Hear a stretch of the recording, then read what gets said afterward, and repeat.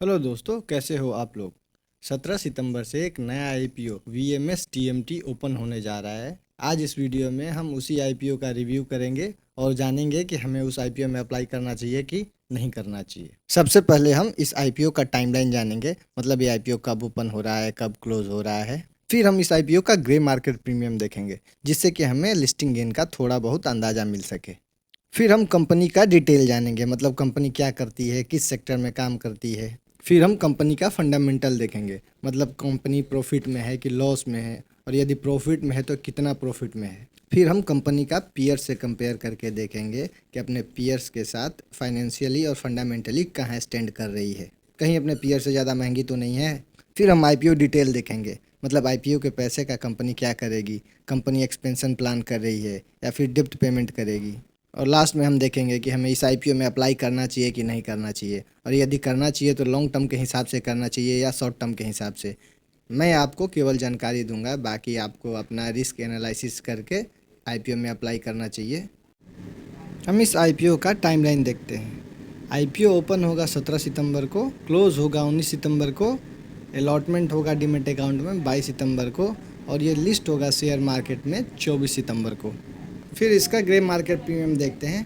Grey market premium ये 12 सितंबर को 10% चल रहा है। यदि रुपीज़ के वैल्यू में देखें तो 10 रुपया चल रहा है इसका grey market premium.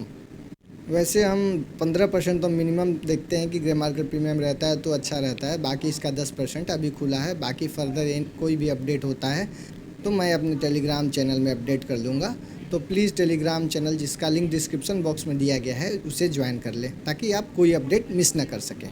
VMS TMT 2013 में इनकॉर्पोरेट हुई थी, मतलब कि इसके इस सेक्टर में 12 साल हो गए हैं। 12 साल का एक्सपीरियंस ठीक ठाक होता है। बेसिकली ये कंपनी टीएमटी बार बनाती है, और ये स्क्रैप और बाइंडिंग वायर्स का भी बिजनेस गुजरात और अदर स्टेट में करती है। कंपनी का manufacturing facility Ahmedabad district Gujarat में एलोकेटेड, जो कि इसको गुजरात में डिस्ट्रीब्यूशन करने में हेल्प करती है। इसके डिस्ट्रीब्यूशन नेटवर्क की बात करें तो इसके 3 डिस्ट्रीब्यूटर्स हैं और 227 डीलर हैं, जो कि इस कंपनी को हेल्प करते हैं अपने प्रोडक्ट को सेल करने में विद इन गुजरात और आउटसाइड गुजरात में भी। इस कंपनी ने नवंबर 2022 में कामधेनु टीएमटी के साथ एग्रीमेंट किया, जिसके बाद इन्होंने कामधेनु नेक्स्ट के नाम से भी अपना बार बेचना चालू कर दिया है। 31 जुलाई 2025 तक इस कंपनी के पास 230 परमानेंट एम्प्लॉय थे। रेवेन्यू की बात करें तो इस कंपनी का 2022 में 99.19% गुजरात से आता था, और ये 2024 में 98.78% गुजरात से आता है।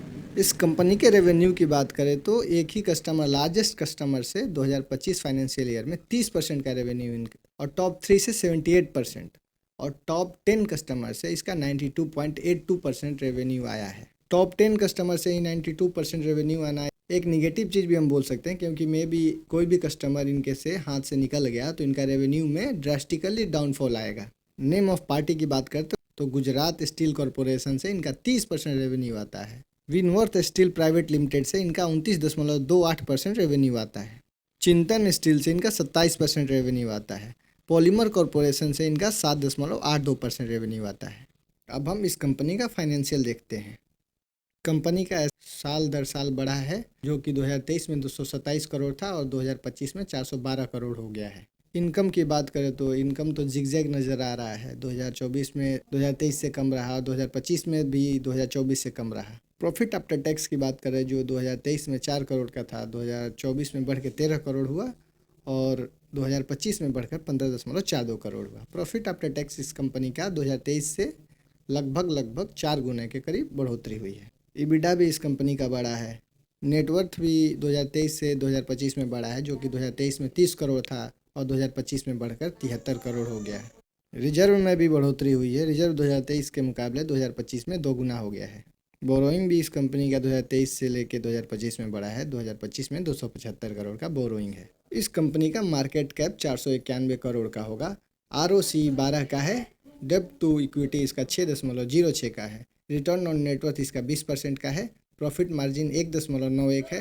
EBITDA 5 का है, और प्राइस टू बुक वैल्यू इसका 7.43 का है। अर्निंग पर शेयर इसका 6.91 का है, और प्राइस टू अर्निंग इस 14.32 का है। डेब्ट टू इक्विटी की बात करें तो डेब्ट टू इक्विटी इस कंपनी का ज़्यादा नज़र आ रहा है, क्योंकि डेब्ट टू इक्विटी हम 0.5 तक अच्छा मानते हैं। प्रॉफिट मार्जिन भी इस कंपनी का बहुत कम है, 1.91 का है। अब इस कंपनी को इसके पीयर्स से कंपेयर करके देखते हैं। इसके peers Kamdhenu limited, Vraj iron and steel limited, BMW industrial limited हैं। ग्रोथ इन रेवेन्यू भी कंपेयर करें तो इस कंपनी का माइनस रहा 2025 में, बाकी कंपनियों का पॉजिटिव नज़र आ रहा है, एक इलेक्ट्रॉन को छोड़ के।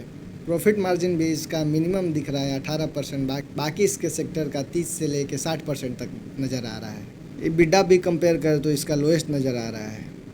प्रॉफिट मार्जिन की बात करें तो इस कंपनी का 1.91 है, बाकी इसके पीयर्स 8% और उससे ज़्यादा है। डेब्ट टू इक्विटी की बात करें तो इसका 3.77 है, बाकी कामधेनु का 0 है, ब्रज का भी 0 है और BMW का 0.15 है। रिटर्न ऑन इक्विटी की बात करें तो रिटर्न ऑन इक्विटी के अनुसार ये कंपनी सही नज़र आ रही है अपने पीयर्स से।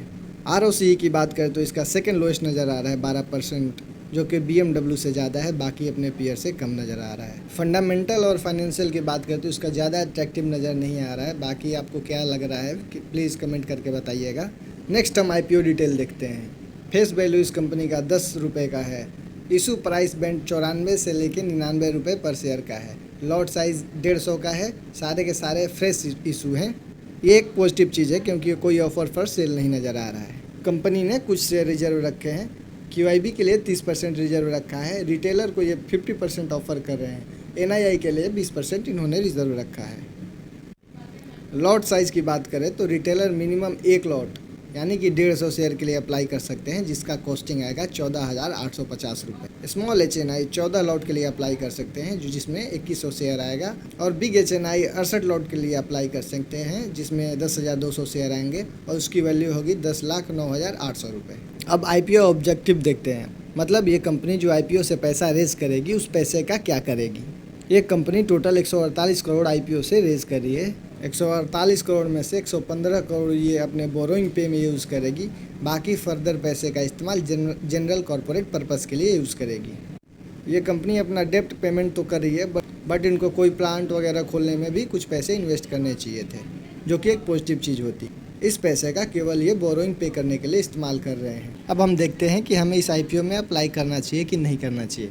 उसके पहले आपके फैमिली मेम्बर में किसी को भी फ्री में डीमेट अकाउंट खुलवाना, तो लिंक डिस्क्रिप्शन में है, जिसका इस्तेमाल करके आप डीमेट अकाउंट खुलवा सकते हैं।